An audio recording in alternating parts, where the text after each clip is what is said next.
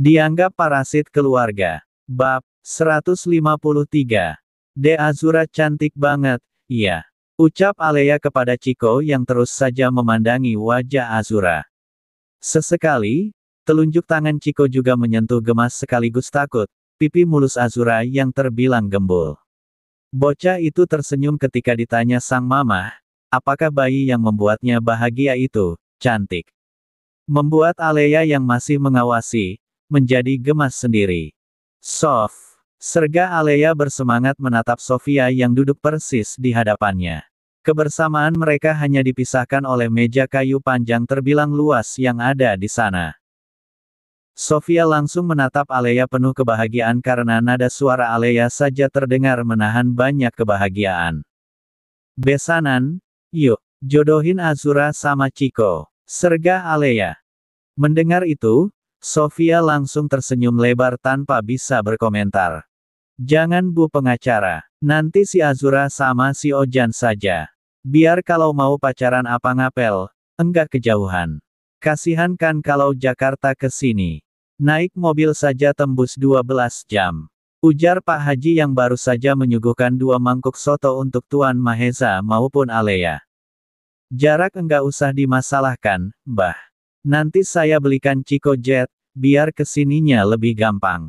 Nanti turunnya numpang di alun-alun depan.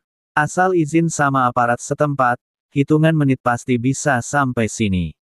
Yakin Tuan Mahesa?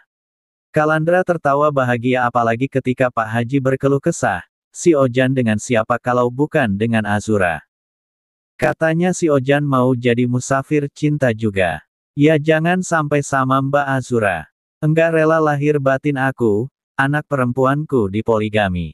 Komentar Widi masih menyiram setiap racikan soto di mangkuk yang ia buat, menggunakan kuah yang sampai mendidih. Berarti kalau Ojan beneran jadi musafir cinta, enggak ada alamat jodoh sama salah satu anak dari kalian, ya? Tanya Pak Haji memastikan. Dan semua ibu-ibu di sana kompak mengatakan tidak, termasuk suka dengan para suami yang tak rela jika putri mereka sampai dipoligami. Kalaupun Ojan enggak jodoh dengan salah satu dari anak kalian, yang penting Ojan jangan sampai jodoh dengan Wariem. Soalnya sejauh ini, gara-gara terbiasa ngeledekin Fajar, saya jadi takut Ojan kena batunya. Semacam karma. Tuh buktinya, sekarang si Jihan malah dikejar-kejar mantan Wariem yang tobat, diajak nikah, gara-gara mulut saya enggak sengaja nyumpahin. Ucap Pak Haji yang lagi-lagi meriahkan suasana. Karena gara-gara ucapannya, semuanya jadi sibuk menahan tawa. Wah, akhirnya dapat. Ucap Jihan yang baru saja datang mengangkat karung pusri bersih, berisi es batu dalam kemasan plastik ukuran 1,5 kg. Itu berat, loh. Sergah Sekretaris Lim. Ia langsung mendekat dan berniat membantu karena ia juga sampai menurunkan kedua anak Widi dari punggung sekaligus dekapannya. Sekretaris Lim berniat membantu Jihan, tapi Jihan menolak. Nggak apa-apa, Mas. Sudah biasa. Wah ini baru pertama kali, pembelinya pada mandiri.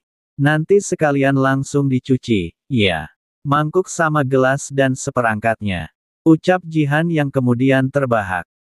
Si Jihan daripada dibelikan traktor buat bajak sawah, malah milih memperluas dagangan begini. Padahal kalau mau bajak sawah, tenagamu lebih ada ketimbang tenaganya Anggun.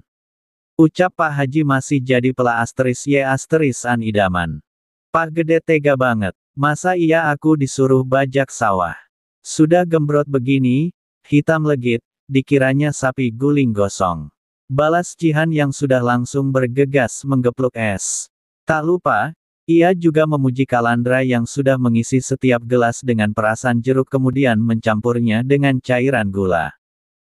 Kamu kalau mau sama Andri juga pasti bahagia dunia akhirat, Han. Ucap Kalandra. Sapi satu, Pak Pengacara. Seru Pak Haji mengingatkan. Jihan sudah langsung tertawa lemas. Namun karena di waktu itu Ibu Fatimah yang mengemban Sepri datang bersama Nisa termasuk Dr. Andri, keadaannya menjadi berbeda. Tiap saat terus dicicien oleh Pak Haji maupun Kalandra tentu membuat kebersamaan mereka jadi berbeda. Karena terkadang, Rasa canggung itu mendadak hadir walau mereka sepakat untuk biasa-biasa saja, menjadi besti hingga akhir hayat. Ini banyak tamu, ucap Dr. Andri yang sudah memakai pakaian biasa. Celananya saja sudah bukan lagi celana panjang, melainkan celana selutut.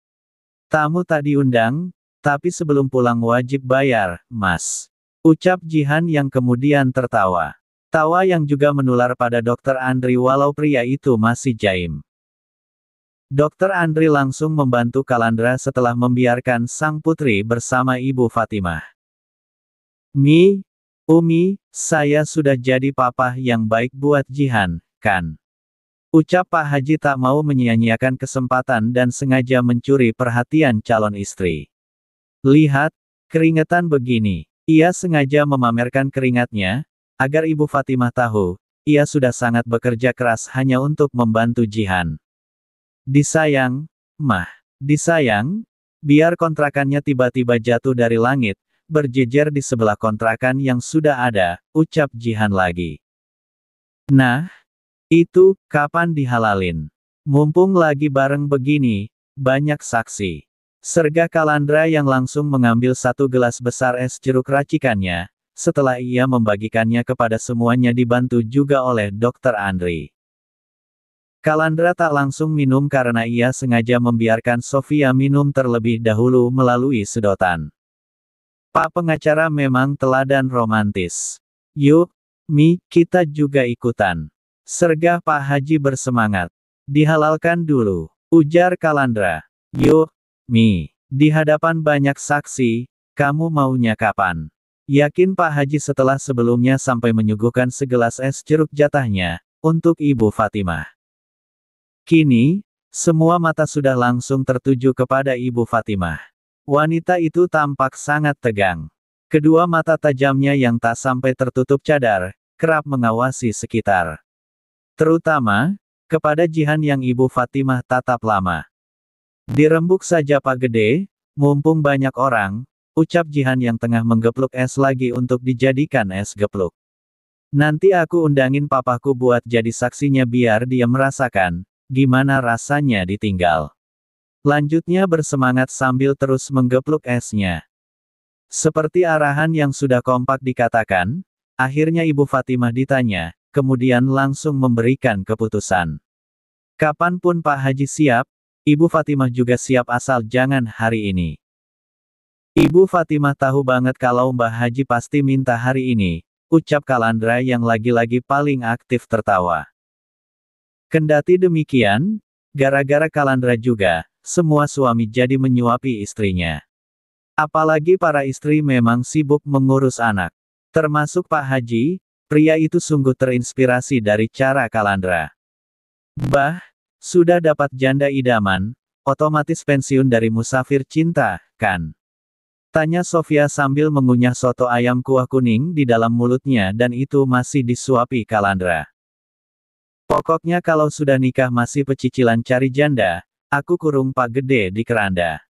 Tegas Ibu Fatimah sambil menatap sengit Pak Haji yang masih duduk di hadapannya.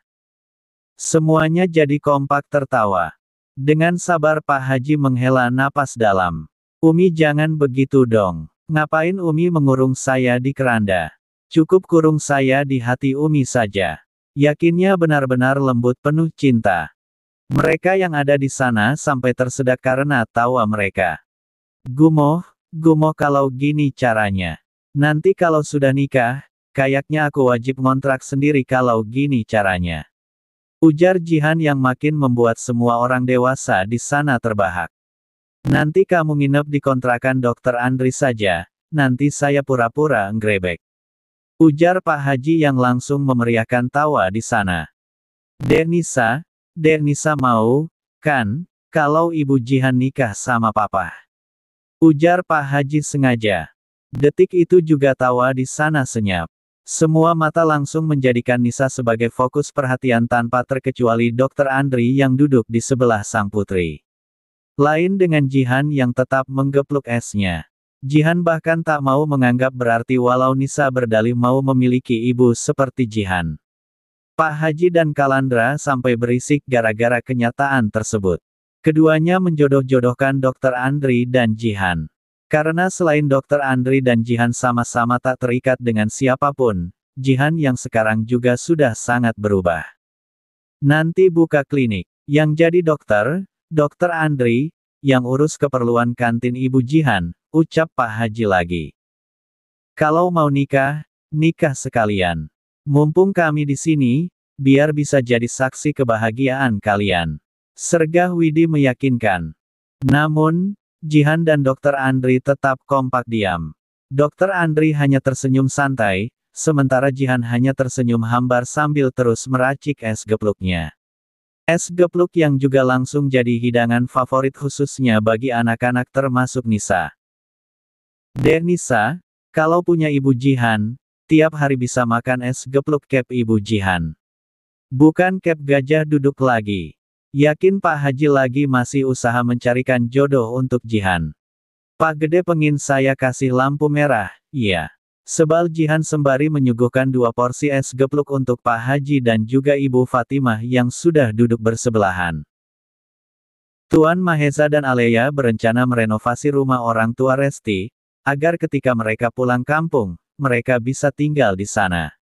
Terlebih jika melihat keadaan, mereka yakin akan lebih sering pulang kampung. Tak semata agar orang tua Resti bisa merasakan nuansa kampung halaman maupun rumah, tapi juga agar mereka masih bisa bercengkerama dengan keluarga Sofia. Makanan dan minumannya, cukup beli di warung Jihan, biar saya dapat banyak lampu hijau dari anak sambung saya yang sangat pekerja keras, ya, Pak Mahesa. Ucap Pak Haji tak lupa mempromosikan Jihan. Nanti yang antar ke sana, juga calon papa yang sangat tanggung jawab, kan, Pak Gede. Ucap Jihan sengaja menggoda Pak Haji.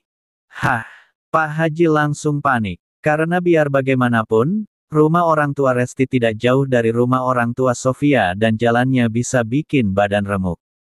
Parahnya, andai sampai jatuh dan kepala kebentur, itu bisa bikin gegar otak. Alasan yang juga membuat wajah Pak Haji menjadi ngenes.